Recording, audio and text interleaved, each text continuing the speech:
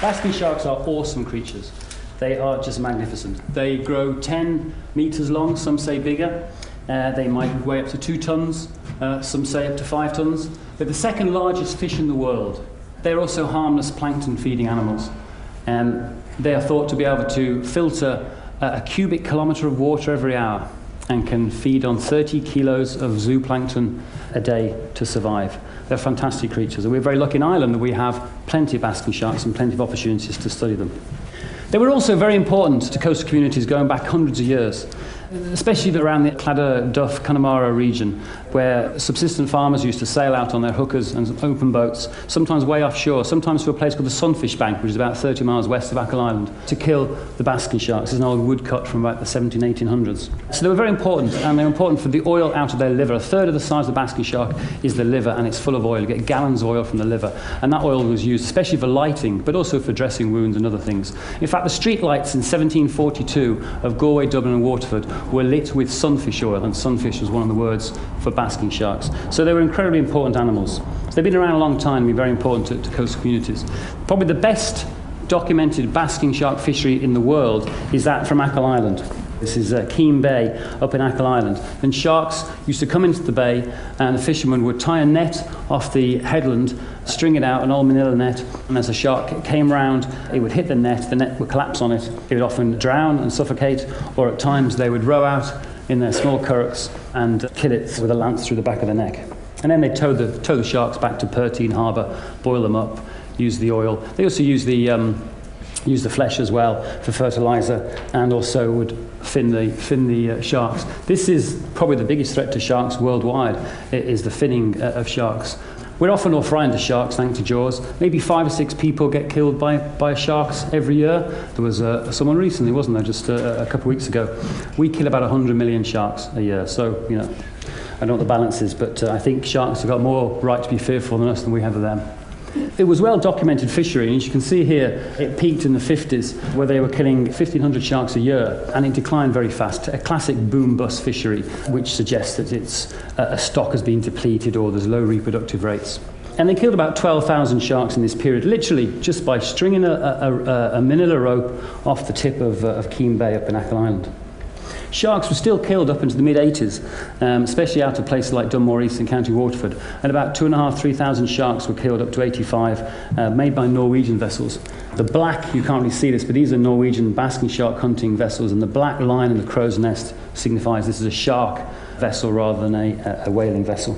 The importance of basking sharks to the coastal communities is recognised through the language. I don't pretend to have any Irish, but in Kerry they were often known as Anamid na Sholta, the monster with the sails.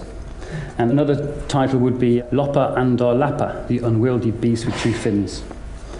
Livon Moor, suggesting a big animal, or my favourite, Livon Corgrania, the great fish of the sun. I think that's a lovely evocative name. On Tory Island, which is a strange place anyway, they were known as Muldoons, and no one seems to know why. There's no one from Tory here, lovely place. But more commonly all around Ireland, they were known as the sunfish, and this represents their habit of basking on the surface when the sun is out. There's great concern that basking sharks are depleted all throughout the world. Some people say it's not population decline, it might be a change in the distribution of plankton, and it's been suggested that basking sharks would make fantastic indicators of climate change because they're basically continuous plankton recorders swimming around with their mouth opened. They're now listed as vulnerable under the IUCN. There's all sorts of moves in Europe to try and stop catching them. There's now a ban on catching them and even landing them, and even landing ones that are caught accidentally. They're not protected in Ireland. In fact, they have no legislative status in Ireland whatsoever, despite our importance for the species and also the historical context with which basking sharks reside. We know very little about them. And most of what we do know is based on their habit of coming to the surface, and we try and guess what they're doing from the behaviour on the surface. I only found out, in fact last year at a conference in the Isle of Man, just how unusual it is to live somewhere where basking sharks regularly, frequently and predictably come to the surface to bask. And it's a fantastic opportunity for us in Ireland to see them and experience basking sharks, and they are awesome creatures. But it gives us a fantastic opportunity to actually study them, to get access to them. So what we've been doing a couple of years, but last year was a big year, is we started tagging sharks so we could try and get some idea of sight fidelity and movements and things like that. So we concentrated mainly in North Donegal and West Kerry as the two areas where I was mainly active. And we tagged them, very simply, not very high tech, with a big long pole. This is a beach caster rod with a tag on the end. Go up in your boat and tag the shark. And we were very effective. We tagged 105 sharks last summer. We got 50 in 3 days off Inishowen Peninsula. Half the challenge is to be in the right place at the right time. But it's a very simple and easy technique. I'll show you what they look like. We use a pole camera on the boat to actually film the shark. One is to try and work out the gender of the shark. We also deployed a couple of satellite tags, so we did use high-tech stuff as well. These are archival tags, so what they do is they store the data. A satellite tag only works when the aerial is clear of the water and can send a signal to the satellite. And of course, sharks, fish, are underwater most of the time. So this tag actually works out the location of the shark depending on the timing and the setting of the sun, plus water temperature and depth. And you have to kind of reconstruct the path. What happens is that you set the tag to detach from the shark after a fixed period. In this case was 8 months, and literally to the day the tag popped off, drifted up, said hello to the satellite and sent not all the data but enough data for us to use. And this is the only way of really working out the behavior and the movements when they're underwater. And here's a couple of maps that we've done. That one, you can see that we tagged both off Kerry, and basically it spent all its time, the last 8 months, in Irish waters. Christmas Day it was out on the shelf edge, and here's one that we haven't ground truthed it yet with sea surface temperature and water depth, but again the second shark kind of spent most of its time in and around the Irish Sea. Colleagues from the Isle of Man last year actually tagged one shark, went from the Isle of Man all the way out to Nova Scotia in about 90 days. That's 9,500 kilometres. We never thought that happened. Another colleague in the States tagged about 20 sharks off Massachusetts, and his tags didn't really work. All he knows is he knows where he tagged them, and he knows where they popped off. And his tags popped off in the Caribbean and even in Brazil. And we thought that basking sharks were temperate animals and only lived in sort of our latitudes. But in actual fact, they're obviously crossing the equator as well. So very simple things like that we're still up trying to learn on basking sharks.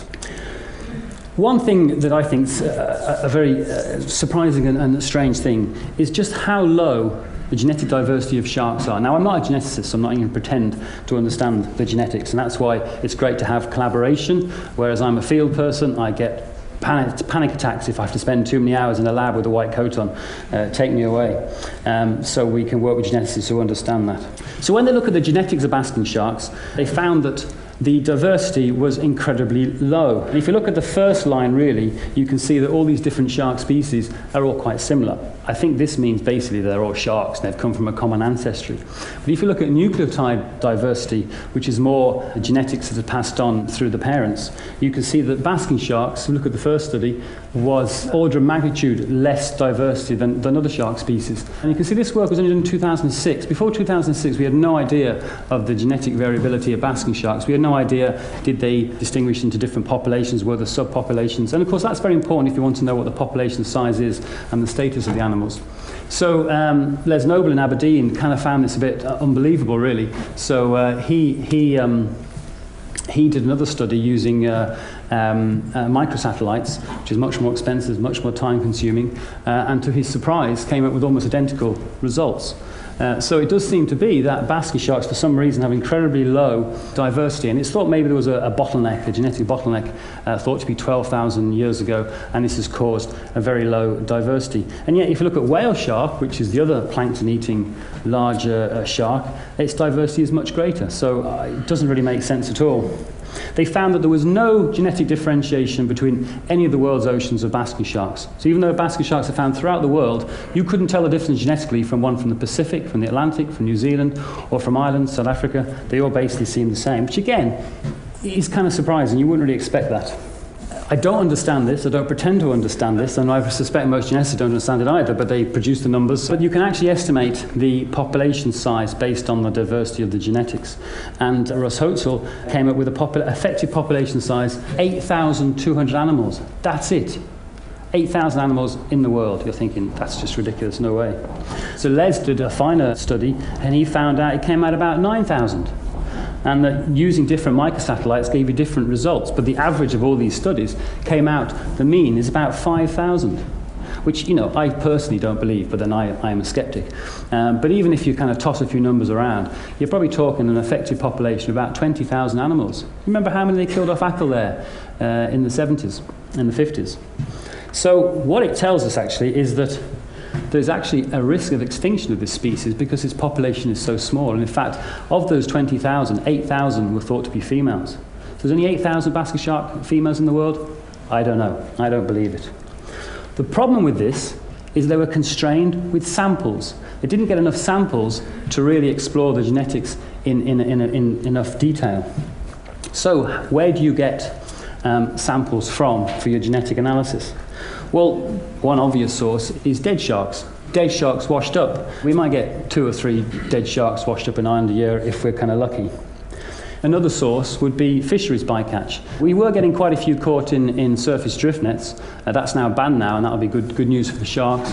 And some are caught in nets in trawls. This is a shark that was actually landed in Howth just before Christmas illegally, because you're not allowed to do that under EU law, and was actually sold for €8 a kilo as shark steaks. They even put a recipe up on the wall until they were told this was illegal, and they actually did get a fine for that. So if you look at all those studies I showed you, the total number of samples worldwide is 86 at present. So it's very important work, and they can ask some really good questions, and they can tell us about population size and subpopulations and structure, but they're constrained by lack of samples. Now, when we were out tagging our sharks, this is how we tag them on the front of a rib, get in there fast. Occasionally, the sharks do react. And on one occasion, when we were up in Malin Head, up in Donegal, the shark smacked the side of the boat with its tail. More in, I think, in startle to the fact that the boat came near it rather than the tag going in. And that was fine. We got wet, no problem. And then when myself and Emmett got back to Malin Head, to the pier, I noticed some black slime on the front of the boat. And I remembered, we spent a lot of time out on commercial fishing boats. I remember fishermen telling me they can always tell when a basking shark's been caught in the net because it leaves this black slime behind. So I was thinking, well, that must have come from the shark. Now, we had an interest in getting tissue samples for genetics because we knew they were very valuable. And we would use conventional methods. I have a crossbow, you just see a crossbow in my hand there, which we use to sample whales and dolphins for genetic studies as well. So I tried that. I tried many techniques. All it was doing was breaking my arrows because the shark's skin is just so strong. There was no way we were going to get a sample from that. So that wasn't going to work. So when I saw the black slime on the bow of the boat, I thought, well, you know, you take what you're given in this world. So I scraped it off, and I had a little tube with alcohol in to send to geneticists. So I scraped the slime off, and I sent it off to Aberdeen. And they said, you might try that. And they sat on it for months, actually. It was only because we had a conference in the Isle of Man that I kept emailing Les saying, you had a chance to look at my slime yet, you know? And he's like, yeah, later. Anyway, they thought, well, they better do it because I haven't met him before, and he might lose face if he hadn't done the thing I sent him. And he was amazed that they actually got DNA from the slime. And they amplified it, and they tested it, and they found, yes, this was actually basking shark DNA was got from the slime. So he was all very excited. It became known as Simon's Shark Slime, and I thought, hey, you know, I can build on this. So we thought, well, okay, we're going to try and get some slime. So having spent 3,500 on satellite tags, I then thought I'd invest $7.95, the price is still on it, in my local hardware store in Kilrush for a mop handle, and even less money on some oven cleaners. And I wrapped the oven cleaner around the edge of the mop handle and was desperate to have an opportunity to get some sharks. Now, this was into August now, and there's not very sharks usually kind of peak in June, July, and you rarely see them, or you rarely can be in the right place to find sharks into August.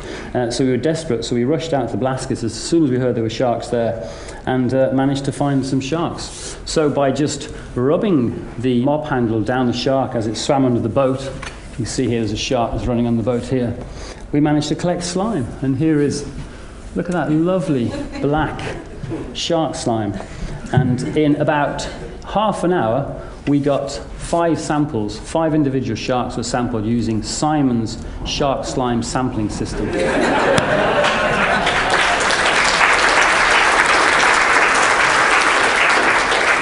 I've been working on whales and dolphins in Ireland for 20 years now, and and they're kind of a bit more dramatic. You probably saw the humpback whale footage that we got there a month or two ago off County Wexford.